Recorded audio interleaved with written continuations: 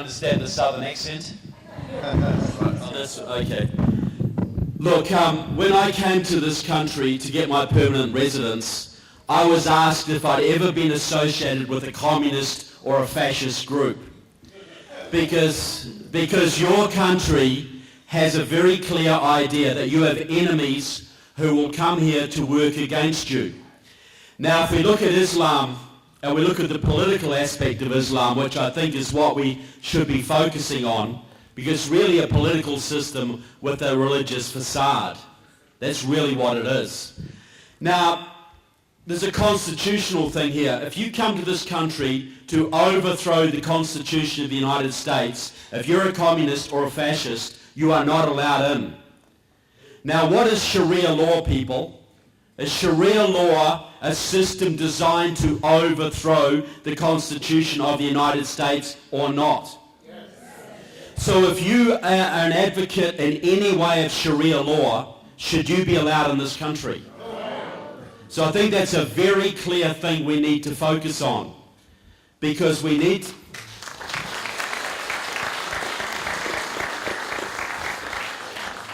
You know, that is a political thing. Do you support the Constitution or not? Because if you advocate Sharia in any way, you're against the system of the ruling system in this country, and you should not be allowed here. Very simple. Now, right now I'm working on a project because, well, there's two aspects to this. Most of us tend to focus on terrorism. Well, because that's in our face, it's horrible, it's there.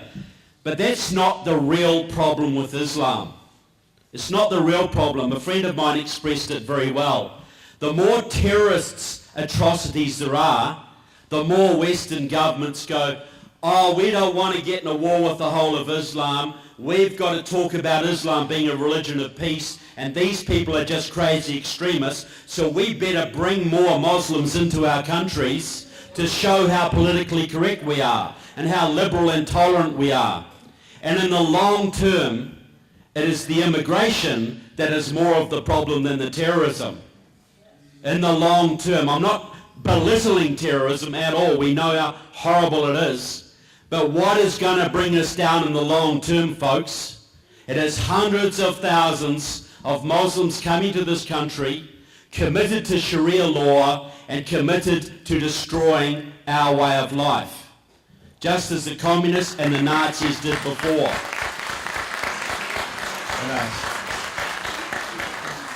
Now, these people are being aided and abetted because, you see, the thing is this, and you see this in Europe, once Muslims get to a certain percentage of the population, they become a voting base, and they become the swing vote.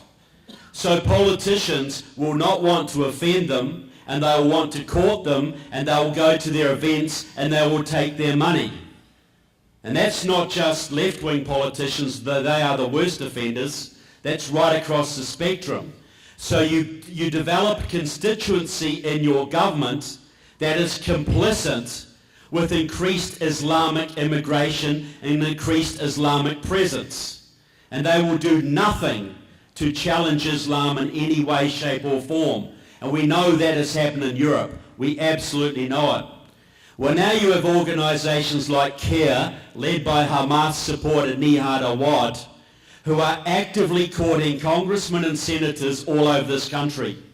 It was CARE and MAS, the Muslim American Society, that basically Tim Kaine owes his career to. They have people like Loretta Sanchez on the House Armed Services Committee and the Homeland Security Committee, who actively work for CARE to push back on any investigations into Islam in this country. We have people like on the Intelligence Committee. You've got Luis Gutierrez, who basically worked his whole life with Maoists and communists. He was in the Puerto Rican Socialist Party, a pro-Cuban outfit. And now he works for CARE. And you want to see him on the Intelligence Committee pushing back whenever anybody wants to investigate CARE. Then if you look at the then you go up, Andre Carson, also on the Judiciary Committee, long-time connections to the Muslim Brotherhood. Now this is a little question, people.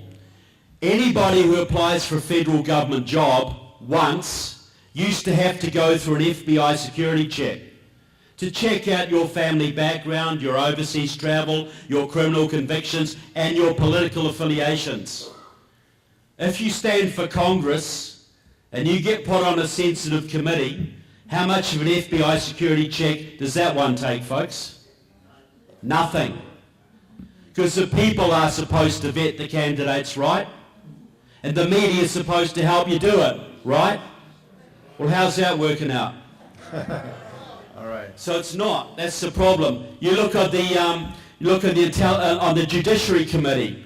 Now, the Judiciary Committee oversees the Federal Bureau of Investigation and sets its budget. Now, you have Luis Gutierrez on there.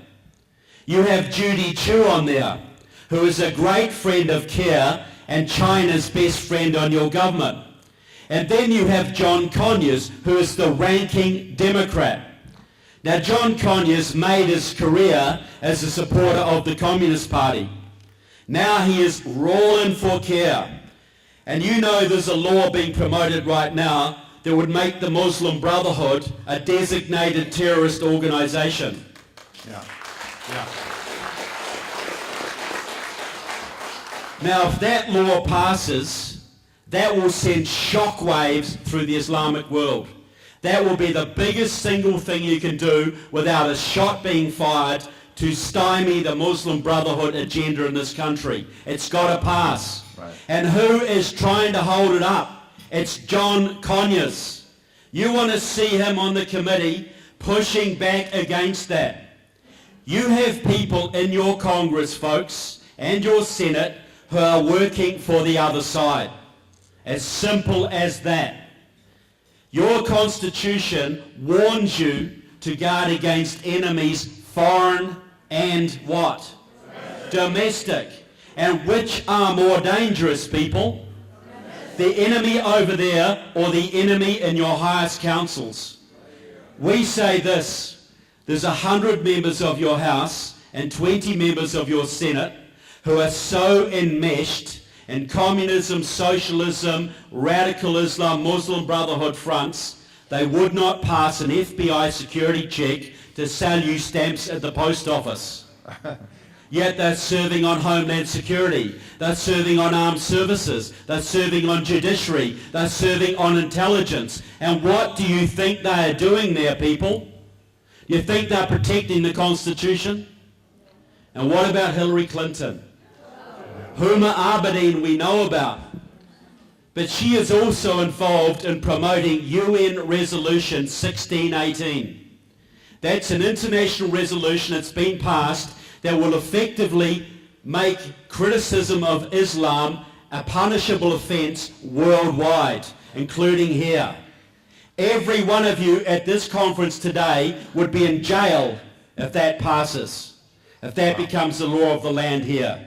That's a direct assault on the First Amendment. Direct. And it's this far away from being implemented. One more democratic administration, folks, and it'll be in. So the plan is very simple, and elections matter.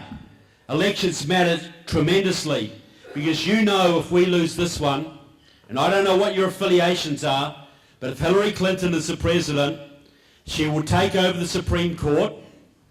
She will flood this country. She will legalize 8, 10, 20, 30 million illegals. She will bring hundreds of thousands of more refugees from the Middle East, 80% of whom will vote for her party, and there will never be another opposition president ever.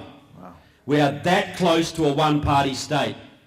And if you think people like us will survive very well under that kind of administration, I think you're a little bit, you should, well, you're not smart enough to be here, put it that way. All right. Mr. Loudon. So what I want to, so the enemies are within. Jihad is being enabled by some of the most powerful people in your government. They are bought into this agenda, and we have to get rid of them. Just putting in security checks for people who want to serve on committees would be a very good start. Passing that bill to make the Muslim Brotherhood a terrorist organisation would be a huge victory. And clamping down on immigration from Islamic countries is essential. Absolutely essential. All right. Mr. Loudon. So now, I want to say one thing real quick, and I know I've gone over my time, but we are doing a movie on this very subject. It's going to be released on July 8th in Capitol Hill on Rayburn House, and we're going to tour around this country. We need a little more funding to finish it, folks. We are 90% there. So if anybody wants to help with that, invest, donate, or whatever, please see me sometime during the day, or my friend Dennis Jackson, who's in the room. He's the tallest man in the room. You'll see him right there. Talk to him. But I just want to say thank you. The enemy is within. They are already inside our gates, and we've got to get them out, or we're done, people. But thank you. thank you. All right. So